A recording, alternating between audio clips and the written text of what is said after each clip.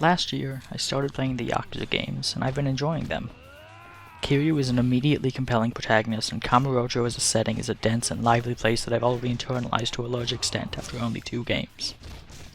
I'm trying to take my time with this series because I've heard from several people that it's easy to get burnt out if you rush through them, but I was just so eager to see the 3rd entry in the series that I started it almost immediately after I finished Yakuza 2, and, let me tell you, it was an experience.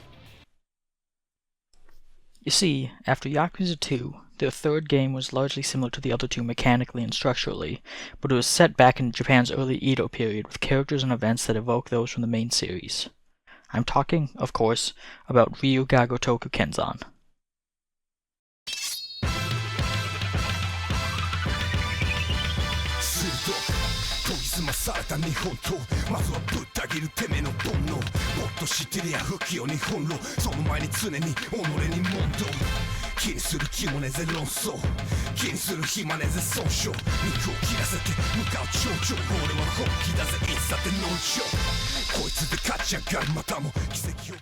What makes this game such an interesting case, however, and what makes it unlike the later historical entry in the series, Ishin, is that it was never released in the West and thus never received an English translation. Sure, I could have skipped this, but I was just so curious about it that I knew I had to give it a shot. What makes this complicated, however, is the fact that I don't know any Japanese. How, then, did I manage to play it? Well, the internet is a fantastic resource. Specifically, there was a GameFAQs post and a Let's Play, which are both linked in the description, that provided some necessary context which, combined with the Google Translate app on my phone, allowed me to mostly make sense of what was going on and how to progress. Honestly, a big part of the reason I decided to play this game was because I wanted to see if I could. I needed to find out if an ignorant American like me could make their way through an imported game in another language. It was a slow process, yes, but at the end of the day I'm glad I gave it a shot.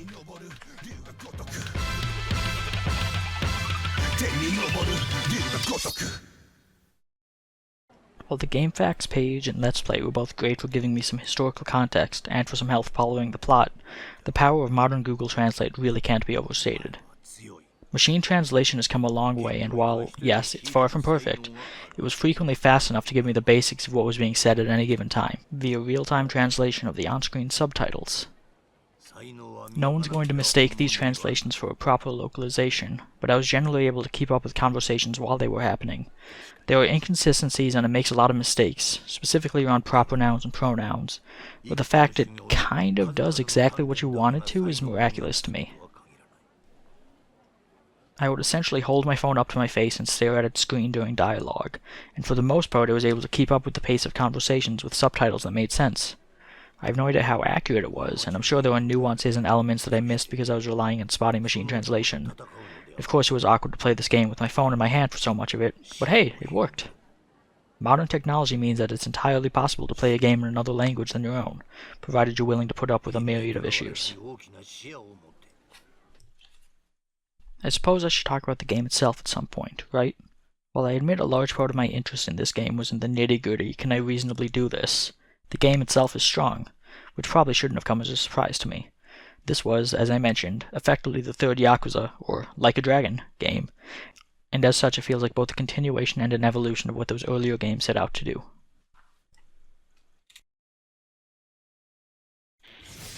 Combat is now largely focused on weapons, though there is still an unarmed combat style that allows you to grab objects and enemies like you could in prior Yakuza games.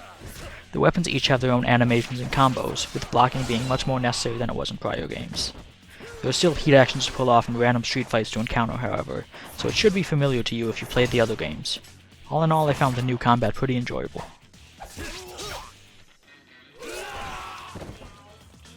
There are a number of smaller quality of life improvements too. You can access your storage box from any save point on the map, so you don't need to constantly run to and from your safe house. There's also a rudimentary upgrade and crafting system where enemies will sometimes drop random materials you can use to upgrade your weapons.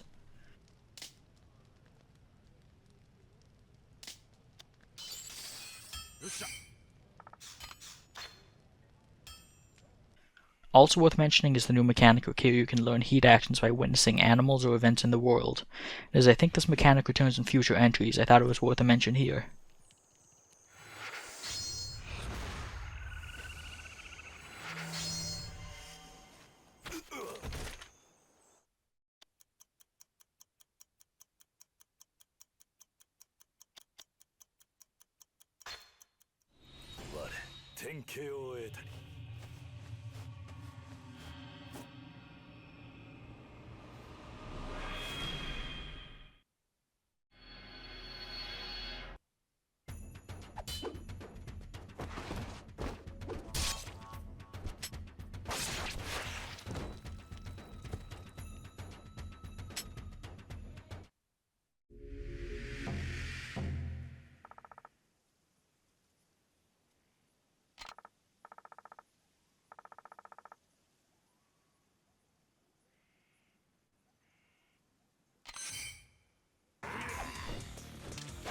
Generally speaking, this game feels bigger than the first two Yakuza games I played.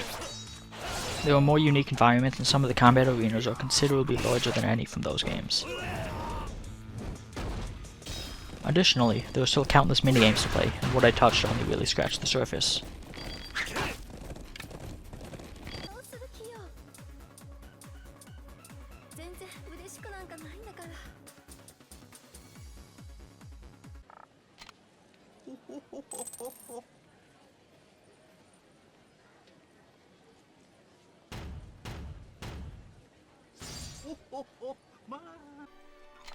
Hostess clubs have been replaced by brothels, though I didn't really engage with them because I found the hostess clubs in the earlier games to be pretty dull and not worth my time.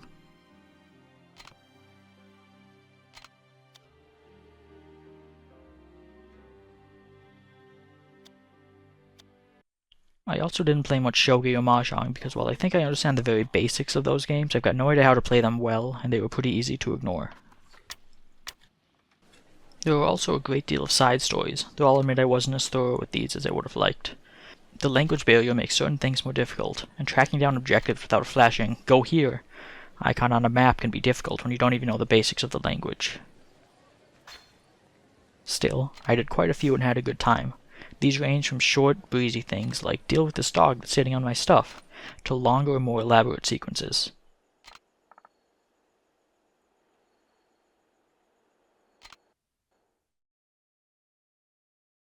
Much like Yakuza 2 before it, these sub-stories are where most of the quote-unquote wacky stuff happens, given the main plot is a relatively serious thing.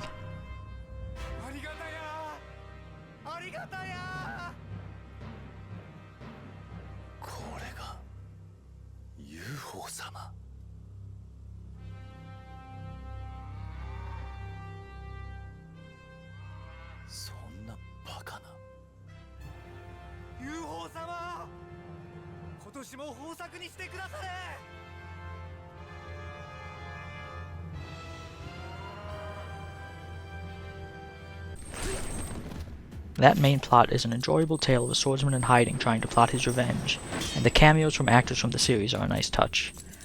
The protagonist is Miyamoto Musashi, a name that meant nothing to me even though he's apparently a famous figure, but he uses the name Kazuma Nosuke Kiryu for most of the story. It's a bit tongue-in-cheek, yes, but you get used to the fact that this isn't the Kiryu you know relatively quickly. Other familiar faces also appear, and these characters largely serve as stand-ins for their Yakuza analogs. I can kind of understand why this was never localized, unfortunately. The story and setting revolve heavily around a red light district where the main business is a brothel, and in addition to the fact the employees of these brothels are effectively indentured servants, over the course of the narrative you'll see very young girls working at that brothel, where their role there is somewhat ambiguous. It's treated with respect, but it's a very touchy subject that would require some nuance to properly localize, and I ultimately don't blame Sega for sidestepping things, especially given how different things were back in 2008. It's problematic in the traditional sense, not in the way that word's used today, because, well, historical accuracy can be complicated, even in something as seemingly trivial as a Yakuza game. I'll be honest, I don't know a whole lot about Japanese history, so I was thankful for the aforementioned GameFAQs post and Let's Play because they both gave it some additional context and information about the historical period in which the game is set. I was able to follow what was going on and had a decent understanding of the powers at play as a result.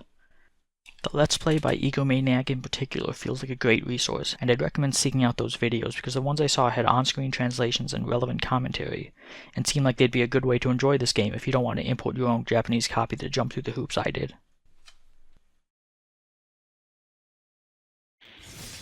I really enjoyed this game. It may be a side story and a diversion from the main Yakuza series, but it's a good time and getting to see some of these people in a new setting was fun. Even if it may not be anything truly revolutionary, it's a solid samurai story on its own merits, and I'd recommend it to anyone who wants more Yakuza in their life. You could either do what I did, and play it with the help of modern technology and ancient guides, or you could wait for the currently in development fan patch to come out. I can't speak for the quality of that yet, as it hasn't been finished, but it'll surely be more convenient and a better translation than what you would get from Google Translate. Either way, this is a good game, and it's better than its lack of a reputation might have you believe.